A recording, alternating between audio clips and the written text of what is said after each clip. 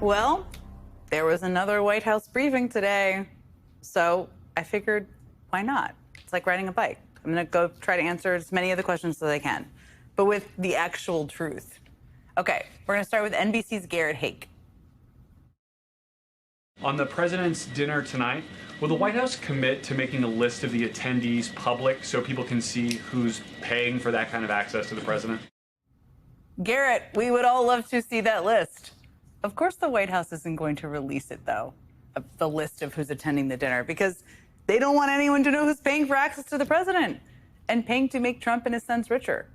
We do know a few things, and I've talked about a little bit of it, like people like $6 million banana guy Justin Sun and a hacker named Ogle were reportedly on the guest list, if that gives you a sense of the clientele there. We also know that a majority of the attendees who are getting VIP access, by the way, are likely individuals operating from outside the United States. So we know some, we'll learn more.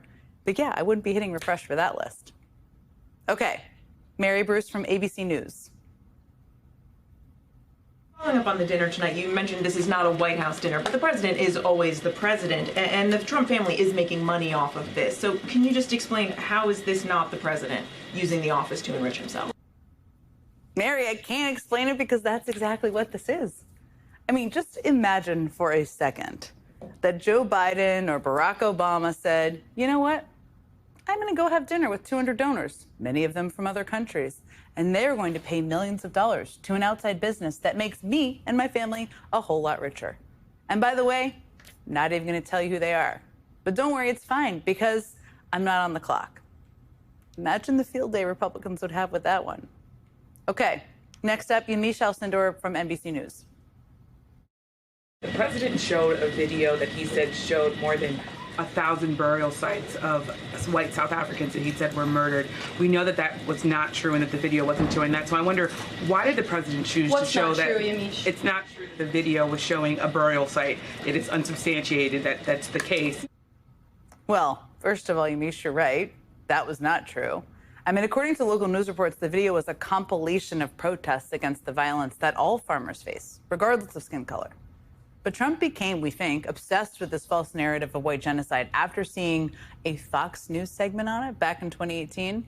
And then that obsession only grew once his best buddy and huge donor, Elon Musk, basically moved into the White House. Musk is also obsessed with this completely disproven and totally offensive claim. So to go back to your question, I guess, I mean, why did Trump show it? Because it's a white supremacist dog whistle, and because his friend Elon Musk probably asked him to. Okay, next. How about Mike Carter from Newsmax? You had two Republicans last night that voted against him, Massey and Davidson. Does the president think that they should be primaried? I mean, what do you think, Mike? Of course he does. They opposed him. I'm sure it's being communicated, or already has been communicated to them, that they have a chance to make it up to him by supporting the final bill. And if not, then Trump, probably Musk, and the rest of the MAGA machine will all do their best to support primary opponents to make a point. Though I would say, though, Mike, since you asked me a political question, the politics is probably harder for vulnerable members who actually voted for it and are not even trying to explain their vote. I'm looking at you, Mike Lawler, and a couple others. Okay, I'm told the next question is from Jillian Michaels, of all people, from The Biggest Loser fame. Jillian. As a Maha mom yourself, how do you interpret the significance of this report in terms of delivering measurable health improvements for Americans and their kids, and what specific actions does the administration plan to take in response to it?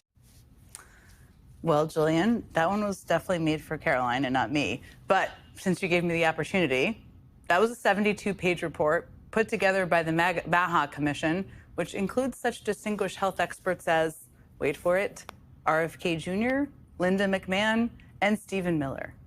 And while they do identify a real problem with children's health, their proposed solutions are deeply devoid of things that matter, like, say, science and data and facts. Meanwhile, they are defunding and getting rid of the very programs that would actually help.